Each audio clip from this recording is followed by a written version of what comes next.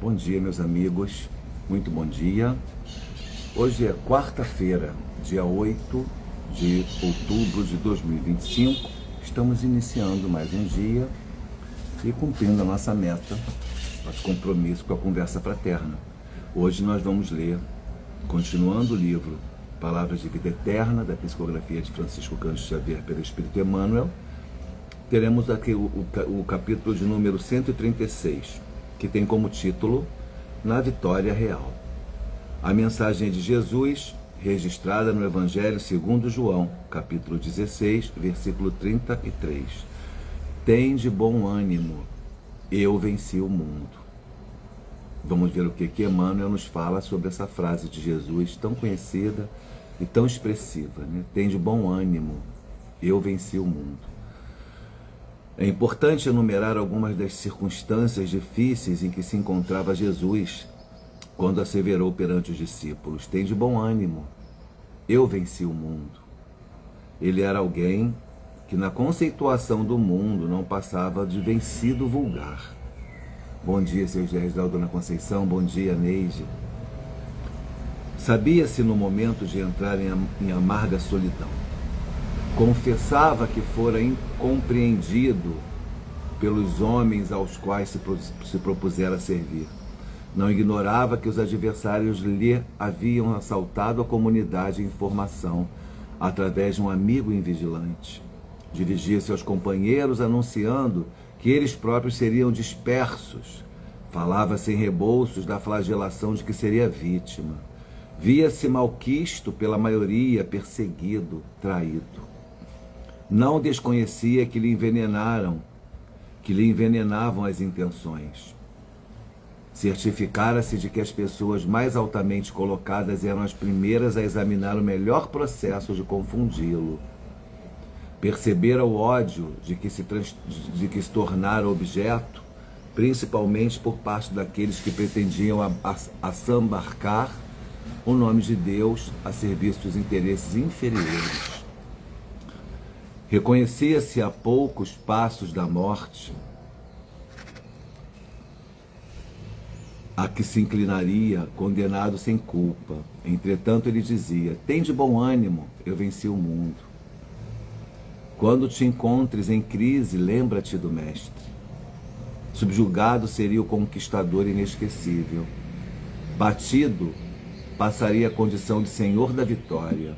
Assim ocorre quando todos os construtores do aperfeiçoamento espiritual não estão na terra para vencer o mundo, mas notadamente para vencer o mundo em si mesmos, de modo a servirem ao mundo sempre mais e melhor. Muito bem, bom dia, Letícia, bem-vinda. Meus amigos, na Vitória Real, Emmanuel cria esse título para esse capítulo para traçar uma reflexão sobre a frase de Jesus, pequena e altamente expressiva: tende bom ânimo, eu venci o mundo.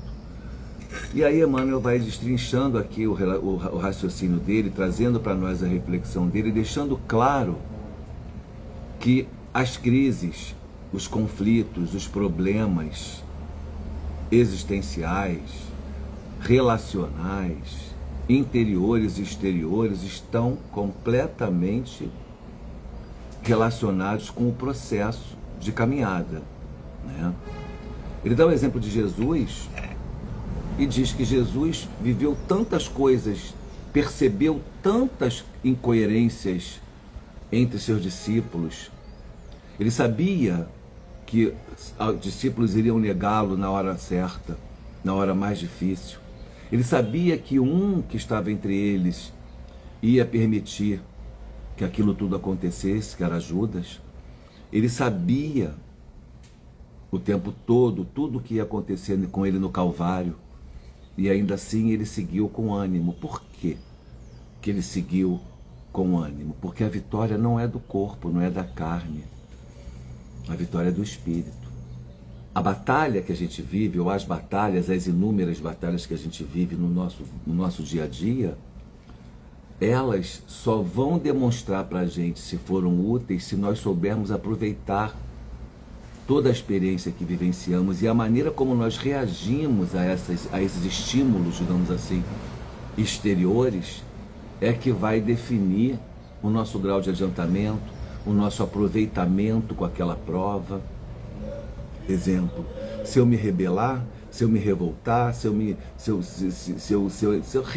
revoltar, porque indignação é saudável, a indignação ela deve existir. Se você está diante de uma injustiça, você não pode ficar inerte, você tem que sentir alguma coisa tem que ir a você, tem que tirar você da zona de conforto para que você reflita e que você combata uma injustiça, por exemplo, mas na forma de indignação e não de revolta.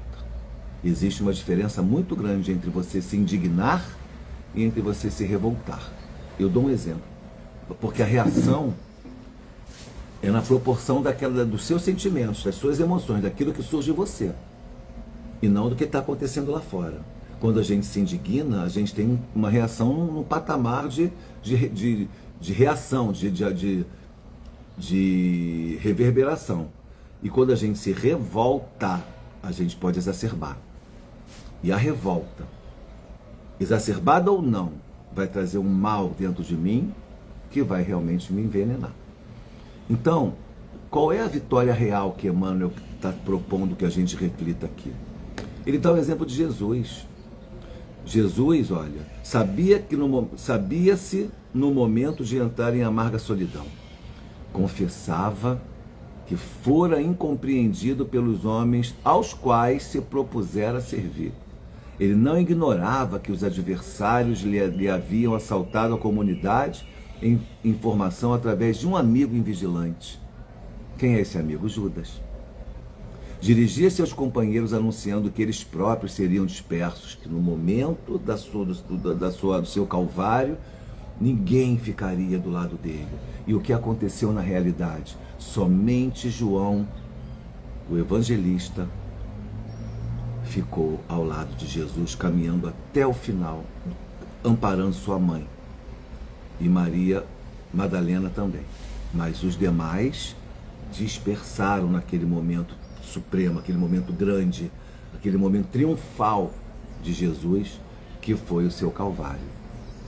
Ele falava sem rebolso a flagelação que seria a vítima. Ele sempre dizia que ele iria acabar e tudo aquilo iria acontecer. Não da forma como aconteceu, ele não relatou, ele não disse antecipadamente ou exatamente tudo o que aconteceria. Mas ele disse que iria acontecer, que ele iria, em um momento ele iria ser pego. Ele não desconhecia que lhe envenenavam as intenções. Certificara-se que as pessoas mais altamente colocadas eram as primeiras a examinar o melhor processo confundi-lo. Os rabinos, os senhores da lei, as pessoas cultas se infiltravam no meio da multidão, faziam perguntas capciosas para que ele caísse na esparrela de ferir a lei de Moisés e eles terem uma justificativa para condená-lo à morte, que era o que eles queriam. Ele percebera o ódio de que se tornara objeto, principalmente por parte daqueles que pretendiam assambarcar o nome de Deus a serviço de interesses próprios. Ele sabia que aquelas pessoas eram hipócritas, ele combateu aquelas pessoas e ele sabia o ódio que ele despertou nessas pessoas. Reconhecia-se a poucos passos da morte, a que se inclinaria, aceitaria, condenado sem culpa. Entretanto, ele dizia: tens bom ânimo, eu venci o mundo. Como é que pode o cara que vai viver tudo isso que a gente está comentando aqui ainda dizer para você: tens bom ânimo, eu venci o mundo? E aí analisemos agora a conduta de Jesus, o contexto todo do que a gente está falando, e a gente diz assim: eu quero ser cristão, eu quero seguir Jesus. E quando te encontras em crises, como é que você se comporta? Geralmente a gente sofre, a gente se coloca numa posição fragilizada, se sentindo culpado ou se sentindo injustiçado. Eu não mereço, a vida não é justa, por que eu estou passando por isso? Eu devo ter sido terrível em outra existência, agora eu estou pagando esse pecado, tô sendo cobrado. Nada disso. Pode até ser isso. Uma expiação, uma prova que a gente viva mais contundente, que seja justamente para que a gente possa superar uma conduta do passado, é real. Nós, espíritas, acreditamos nisso. Mas o que importa nesse momento não é o que você fez para merecer aquela prova ou aquela expiação. É o que você está fazendo nesse exato momento com aquilo que você está sentindo, com o que você está vivendo. Então eu sou acometido por uma doença. Como é que eu estou reagindo a isso? Como é que eu estou enfrentando esse processo, esse momento? É isso que é a minha prova. É isso que vai ser o resultado, aliás, da minha prova. A maneira como eu enfrento o mundo aqui lá fora. As circunstâncias. O que é que está gerando em mim? Quais os sentimentos? Quais as emoções eu estou despertando naquele momento de dor? E procurando deixar de me colocar na posição da vítima, na posição do coitadinho, na posição do injustiçado. Isso é muito infantil. Por que eu digo que isso é infantil? Porque ontem nós estávamos conversando, durante o estudo do Livro dos Espíritos, e mais uma vez eu disse, nós já vivemos, já reencarnamos.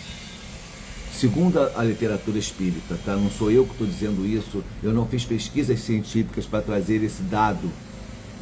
Segundo a literatura espírita, nós já devemos ter reencarnado minimamente umas 800 vezes. Se nós reencarnamos minimamente umas 800 vezes, pelo menos a metade disso, ou até mais, foi em épocas primevas, em eras mais primitivas, em que nós cometíamos maiores falhas do que cometemos hoje. Então, por isso ainda somos espíritos imperfeitos, por isso ainda somos devedores contumazes. E se somos devedores contumazes, temos que quitar as nossas dívidas. Quitações são feitas por amor, através do amor, da renúncia, dos bons sentimentos, são feitas através das nossas obras, que nós realizamos em prol do outro, em prol dos nossos familiares, em prol de nós mesmos, quando evitamos condutas exacerbadas profissionais, familiares, pessoais. Eu vou quitando o débito e também pela dor. Alguns, necessariamente, você quita pela dor.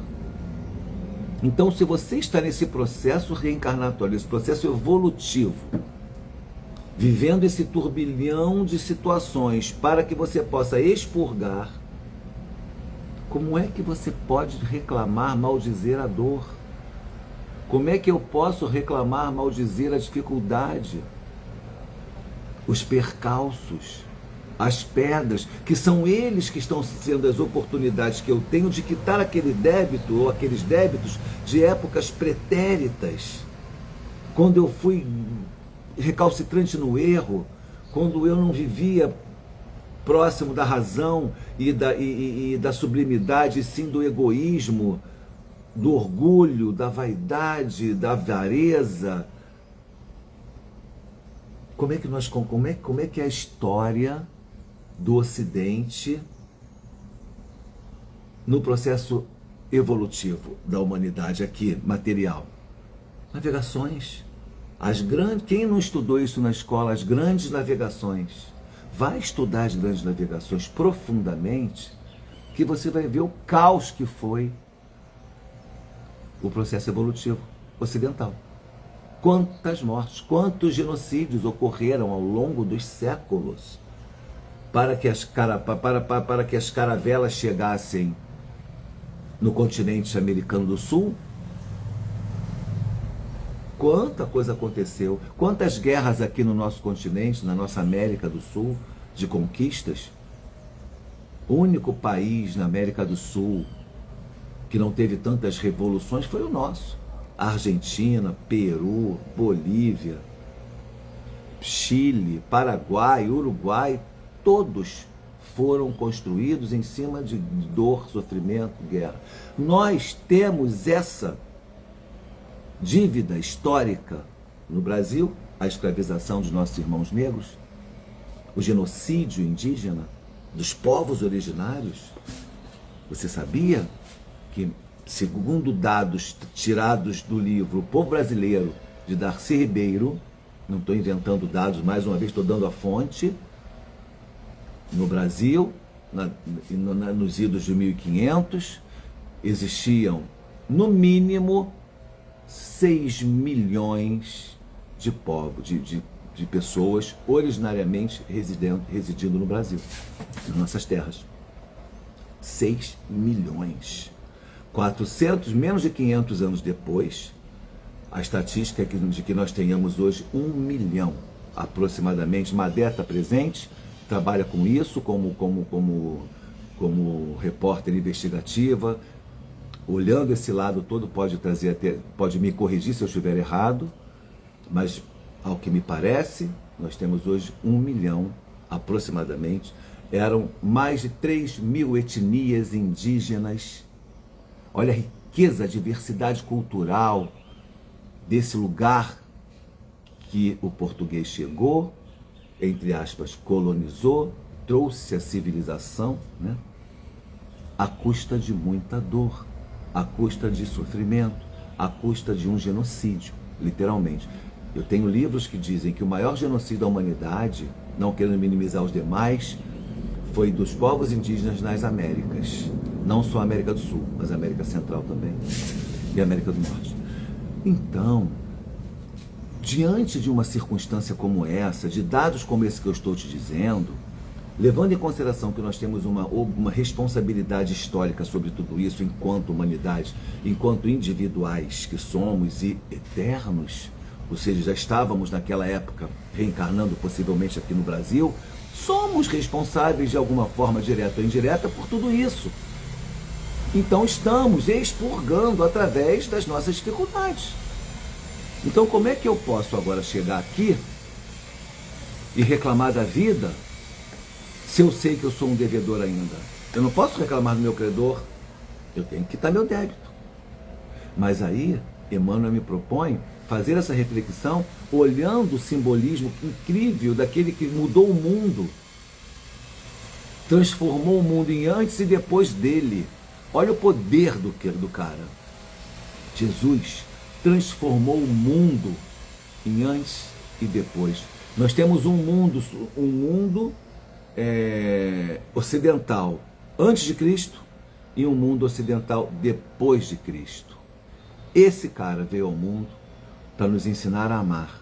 Esse cara deixou o exemplo de como devemos olhar o outro, as circunstâncias, as dificuldades. A gente diz muito que quer ser cristão, mas na hora das nossas cruzes, das nossas dores, a gente amarela. Então a gente tem que lembrar dele. Então Emmanuel hoje está dizendo para mim, lembra de Jesus. Quando te encontres em crise, lembra-te do Mestre. Subjugado seria o conquistador inesquecível. Batido passaria a condição de senhor da vitória. Assim ocorre porque todos os construtores do aperfeiçoamento espiritual não estão na terra para vencer o mundo, mas notadamente para vencer o mundo em si mesmos, de modo a servirem ao mundo sempre mais e melhor. Todos os construtores do aperfeiçoamento espiritual. Quem são os construtores do aperfeiçoamento espiritual? Nós. Todos estamos aqui construindo o nosso aperfeiçoamento espiritual. Se nós somos esses construtores do aperfeiçoamento espiritual a que Emmanuel se refere, nós não estamos na Terra para vencer o mundo. Nós estamos notadamente para vencer o mundo dentro de nós. O que eu estou falando? Vencer o mundo dentro de mim é o quê? É entender as minhas necessidades, é perceber aquilo que é supérfluo, aquilo que é desnecessário, aquilo que é efêmero, aquilo que é ilusório. Dizer, não preciso mais disso. Já entendi que isso não é relevante. O excesso de dinheiro, o excesso de bens, o excesso de sapatos, o egoísmo. Eu olho a minha despensa, o que eu tenho ali. Eu estou pensando em quem não tem nada, porque, olha, é para vencer o mundo, notadamente o mundo em si mesmo, mas para quê? De modo a servirem ao mundo. Eu venço o mundo em mim mesmo para servir o mundo. Eu não sei se está muito complexo para vocês a reflexão, mas eu estou tentando ser claro, mas para mim está tão claro. O que é vencer o mundo para servir o mundo? É não deixar-me me transformar mais em escravo dos bens, da matéria. O dinheiro não pode ser meu senhor. O dinheiro tem que me servir, eu não posso servir ao dinheiro. E como é que é isso? Aquela pessoa que sabe, com responsabilidade, usar o dinheiro em prol de si mesmo, em prol daqueles que estão à sua volta, e investir, preservar, mas sem a ganância de querer mais, mais e mais, é a pessoa que está sabendo lidar com isso. Agora, se você trabalha enlouquecidamente para juntar, porque você entende que você precisa ter dinheiro e você esquece de olhar o lado espiritual, esquece de amar, esquece de gozar a vida, ou deixa isso para uma segunda parte da sua vida, quem te garante que você vai estar vivo daqui a 10 anos para usufruir de tudo isso? Quem aqui de nós que se encontra conversando agora não viu numa lata de lixo uma fotografia antiga? Eu, como síndico do condomínio que eu morava até 3 meses atrás, cansei de ver pessoas que faleciam, que desencarnavam, seus parentes iam lá e jogavam na lixeira suas lembranças. Está errado? Não posso dizer que esteja. Não são lembranças delas. O que eu reflito sobre isso é, tá vendo, a pessoa guardou uma vida inteira, energias, e colocou ali sentimentos e emoções em algo que era efêmero. Porque o que vai comigo são os sentimentos nobres que eu construo em mim, são as obras que eu realizo mundo afora, são os amigos que eu faço, os amores que são despertados em mim. Eu estava vendo um vídeo agora de um psiquiatra que ele dizia: o amor é algo que nasce dentro de mim. Você é objeto do meu amor, mas o amor é meu. Então, o que significa dizer isso? Significa dizer que o maior beneficiado pelo amor é quem ama. Não é o ser amado, é quem ama. Então ame. Sem ser compreendido, sem ser reconhecido, sem ser recompensado. Ame. Porque aquele sentimento que brota em você é o que vai construir a sua grande conquista espiritual, porque te leva a pensamentos nobres, porque te leva a sentimentos nobres, te leva a atitudes nobres, a renúncia, o perdão, a compreensão, a resignação, um pouquinho de solidão. As pessoas têm pavor da solidão. Eu não tenho. Eu não tenho medo dela. Ela é assustadora, mas às vezes ela é necessária.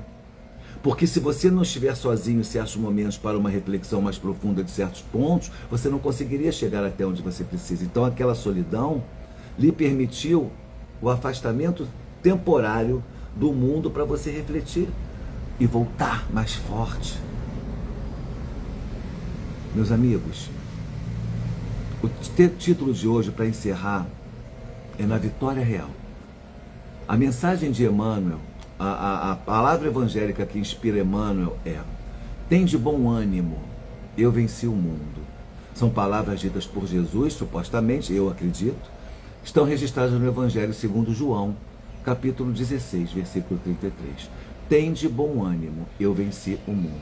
Emmanuel começa essa reflexão exemplificando o Mestre, mostrando para nós que a vida do Mestre não foi fácil, não foi compreendida, não foi aceitada de maneira tranquila. Jesus não teve nenhum bem material que lhe guarnecesse para o dia seguinte, e muito menos um conforto financeiro que pudesse dar a ele estabilidade, tranquilidade e a segurança que a gente tanto almeja. Quem aqui nunca ouviu alguém dizer: ah, quando eu me aposentar eu começo a ajudar, ah, quando meu filho se formar eu começo a ajudar, ah, quando meu marido não sei o que eu começo a fazer? Esse dia nunca chega. Sabe por que esse dia nunca chega? Porque esse dia já chegou e você não percebeu.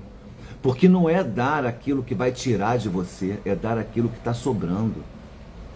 Não é dar bens financeiros, matéria financeira, e sim o seu tempo, a sua atenção, naquele estudo que a Casa Espírita oferece gratuitamente.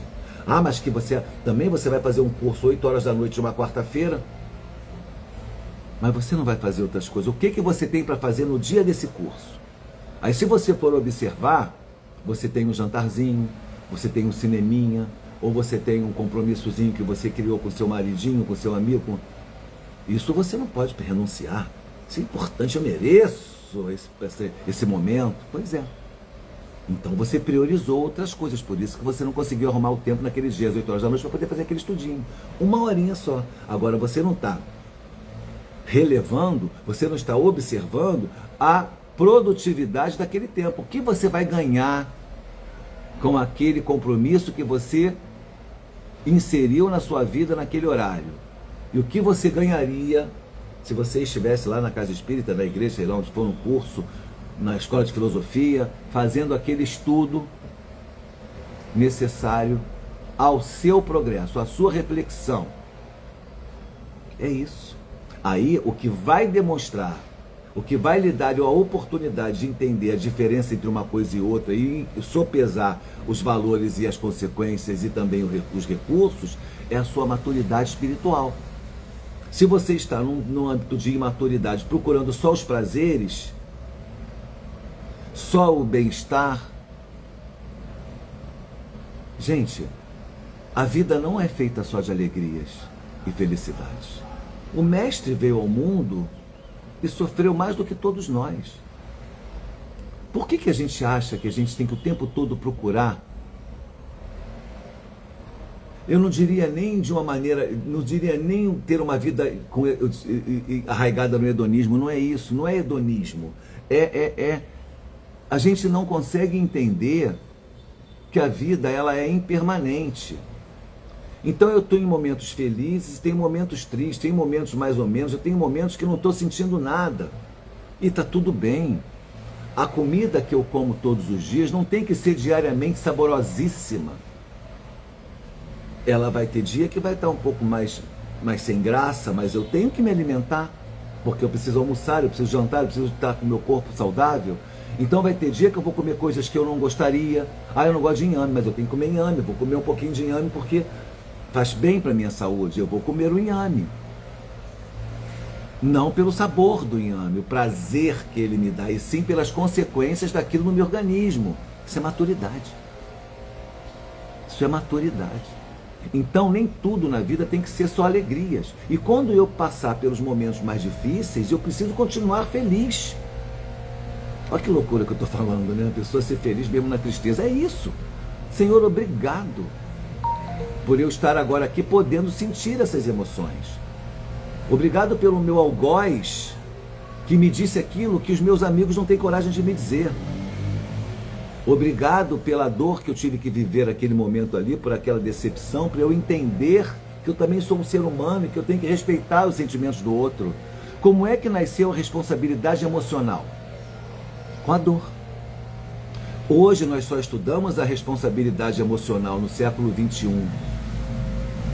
Da maneira como estudamos, porque nós sofremos e chegamos à conclusão de que o outro não merece. Quantas ilusões, né? Quantas histórias nós temos conhecimento das épocas mais pretéritas, século XX, século XIX, em que as jovens ficavam iludidas com o casamento, se entregavam aos noivos apaixonadas, e aí quando o noivo conseguia aquilo que queria, entendia que aquela moça não era digna do seu respeito, porque se entregou antes do casamento, uma convenção, e aí jogava a moça na desgraça social. Aí os seus familiares faziam pior ainda. Muitos expulsavam essas moças de casa, que iam parar nos prostíbulos, Será que eu não fui um jovem desse? Que fez isso com uma ou duas moças, minimamente? E aí hoje eu não consigo me relacionar tão bem com as pessoas, não tenho aquele relacionamento amoroso antigo, continuado, maravilhoso, e fico me sentindo infeliz por isso? Estou aqui vivendo o meu momento de solidão, que eu posso transformar em solitude, posso refletir sobre tudo isso, para que daqui a alguns séculos, possivelmente na próxima reencarnação, eu seja feliz no amor. Se eu não estou sendo feliz no amor nesse momento, se eu for olhar por esse viés espiritualista e espiritista, é porque existe uma razão de ser, para que eu possa entender. Eu posso ter sido irresponsável emocionalmente em outras existências, feito muitas pessoas sofrerem, ter levado pessoas à desgraça, como o exemplo que eu dei aqui. Elas se suicidavam, meus amigos. Essas jovens eram rechaçadas pela família. Eu tive um caso parecido com esse na minha família. Uma irmã da minha avó. A história é verdadeira. E aí você vê o quanto a sociedade é cruel. E aí quando isso acontece, existem consequências emocionais. A responsabilidade emocional. E aí eu reencarno numa reencarnação, num plano reencarnatório em que eu vou ter que entender, através da solidão, e valorizar o amor e o outro. Aí eu me revolto, aí eu me indigno, aí eu entro no processo depressivo, doentio. Não estou dizendo que a depressão seja a partir disso, não coloque em palavras da minha boca, e não vamos minimizar a dor, não é isso que eu estou falando. Existem vários motivos para a depressão existir, surgir em nós, mas o que é importante nós sabermos é que o que está acontecendo comigo é a consequência de mim mesmo. E o futuro que eu quero para mim depende do que eu estou fazendo hoje. O meu passado, o meu presente é consequência do meu passado. E o meu futuro é consequência do meu presente. Vou repetir. O meu presente é consequência do que eu passei, do que eu plantei lá atrás. Hoje eu estou colhendo. E o meu futuro é consequência do meu presente, do que eu estou plantando hoje. O que eu planto hoje vai ser colhido amanhã. Então eu não preciso de cartomante, eu não preciso de oráculos, eu preciso de razão. Chegamos na era da razão. Kardec, o bom senso em pessoa, segundo Camille Flammarion, no discurso póstumo, disse isso. Tenhamos bom senso, compreendamos que o que estamos vivendo faz parte de uma necessidade de progresso, que Deus, em sua infinita bondade, perfeição, sabedoria e misericórdia, não é mau, não é sádico, Ele é justo e bom. Ele quer que nós vivamos as nossas amarguras para que nós possamos valorizar a felicidade. A pessoa valoriza muitas vezes, enquanto o espírito ainda é um pouquinho inferior, nós valorizamos aquilo que perdemos. Tínhamos nas mãos a felicidade, não soubemos mantê-la, preservá-la, cultivá-la, e aí ela sai através de uma separação, de uma outra coisa qualquer. Mas não! A felicidade está dentro de mim, ela precisa reverberar em mim, inclusive nos momentos de dor, porque são os momentos de dor também que me trarão experiências que me levarão ao progresso. Então a vida está tudo certo, está tudo no seu lugar. E Jesus, propondo essa vitória real através de Emmanuel, propondo essa vitória real, que é a compreensão da vitória sobre o mundo, e para este mundo, olha que loucura, eu vou vencer o mundo para ser útil ao mundo. O que é isso? É ser útil àqueles que ainda estão nesse processo evolutivo, que não compreenderam o que eu já compreendi. E aí eu estarei sendo útil, utilizando todas as minhas ferramentas, os meus conhecimentos, tendo utilidade, frutificar, fertilizar o conhecimento através da conduta coletiva, do olhar ao coletivo, do amor ao próximo e a mim mesmo. Essa é a mensagem de hoje. Para encerrar, Minuto de Sabedoria, de Carlos Torres Pastorinho. Olha só, capítulo 104, abri aleatoriamente. Se você está enfermo, não desespere. Não pense em abandonar a vida, porque isso seria covardia vergonhosa de sua parte. Suporte com paciência a provação e lembre-se de que a enfermidade é o melhor meio de purificarmos nosso espírito. Quanta gente sofre mais do que você e, no entanto, resiste e reage heroicamente. Faça o mesmo, jamais desespere. Meus amigos, que mensagem boa. Eu estou me sentindo bem leve agora, graças a Deus. Eu agradeço a vocês por essa oportunidade, essa reflexão profunda que fizemos. Quero dizer a vocês que tudo que eu disse aqui para vocês hoje foi muito para mim. Eu precisava falar, eu precisava ouvir, ler sobre tudo isso. Inicio o meu dia com meu coração feliz, agradecido a vocês, desejoso de que essa mensagem de hoje leve também acalanto aos corações, leve reflexões importantes, busquem o progresso, meus amigos, não percam tempo. Vem para a Casa Espírita, vamos fazer um curso online. Olha, hoje nós temos um encontro, 8 horas da noite, online, para estudar a coleção A Vida no Mundo Maior, a coleção de André Luiz. Já estamos no 9º livro, Ação e Reação. 1 hora por semana as pessoas se reúnem, leem um capítulo de um livro e traz um conhecimento, traz uma reflexão tão grande. Dia 16 de agosto, dia de outubro, nós vamos iniciar um curso com a Denise.